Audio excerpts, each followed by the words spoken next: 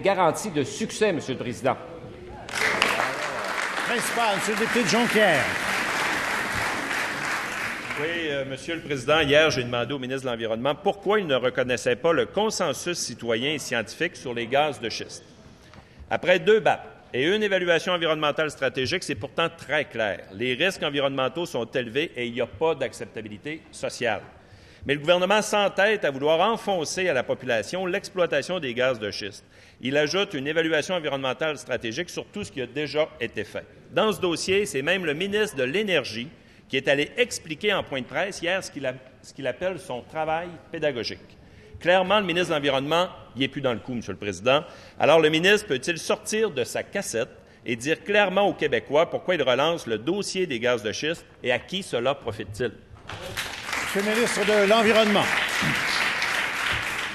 Merci, Monsieur le Président. Le plan d'action sur les hydrocarbures qu'on a annoncé vendredi dernier est un plan d'action qui vise l'ensemble de la filière des hydrocarbures, pas seulement la question des gaz de schiste dans les basses terres du Saint-Laurent. Nous sommes tout à fait conscients que la question des gaz de schiste dans les basses terres du Saint-Laurent suscite énormément de préoccupations au sein de la population, n'a pas obtenu l'acceptabilité sociale, mais on sait aussi qu'il va y avoir un BAP qui doit se compléter d'ici la fin novembre, qui va compléter l'étude de cette filière-là. Mais ce qu'on veut se donner, c'est une vision d'ensemble sur toute la filière des hydrocarbures. Et c'est ce que le plan d'action va faire, Monsieur le Président. Un complémentaire, Monsieur le député de Jonquière. Mais, Monsieur le Président, les gestes du gouvernement sont tout le contraire d'une vision d'ensemble. Pendant qu'aux États-Unis, le président Obama a annoncé une lutte très forte contre les changements climatiques pour mettre des cibles encore plus élevées pour les grands émetteurs, Monsieur le Président. Quand est-ce que le ministre de l'Environnement du Québec, lui, va prendre sa place pour quelque chose qui ne reçoit visiblement pas l'acceptabilité sociale? Il le dit lui-même. Qu'est-ce qui attend, Monsieur le Président? Monsieur le ministre de l'Environnement.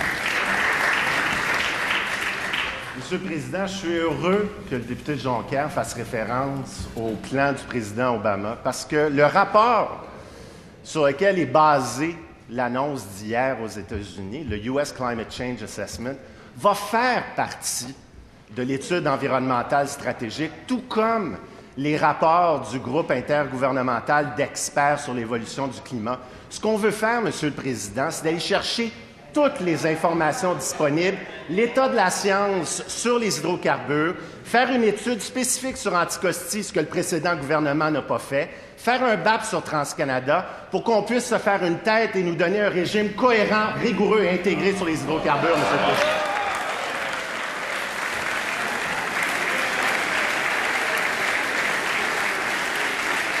Deuxième complémentaire, Monsieur le député de Jonquière. Monsieur le Président, la réponse du ministre était extrêmement prévisible, mais pourtant, les gestes du gouvernement sont tout le contraire de ce qu'il dit. À date, 2 BAP, une évaluation environnementale stratégique avec des conclusions très claires, pas d'acceptabilité sociale, des risques environnementaux très forts. Même le ministre et le ministre de l'Énergie disent tous les deux qu'il n'y a pas d'acceptabilité sociale. Quand est-ce que le ministre de l'Environnement va prendre sa place et défendre l'environnement au Québec, Monsieur le Président? Monsieur le ministre de l'Environnement. Je crois qu'en annonçant une évaluation environnementale stratégique spécifique sur Anticosti, en annonçant qu'il allait y avoir un BAP sur le projet TransCanada, sont 2 exemples très concrets, justement, que nous prenons nos responsabilités en matière d'environnement. Et le fait que, justement, on veut rassembler toutes les informations scientifiques d'ici et d'ailleurs qui sont crédibles. Et on ne va pas me faire croire, Monsieur le Président, que le GIEC et le US Climate Change Assessment, c'est des rapports pro-pétrole. On va les considérer, se faire une tête et donner aux Québécoises et aux Québécois une vision d'ensemble intégrée et cohérente, basée sur laquelle on va pouvoir avancer dans la filière des hydrocarbures plutôt que de faire sur place. Merci, M.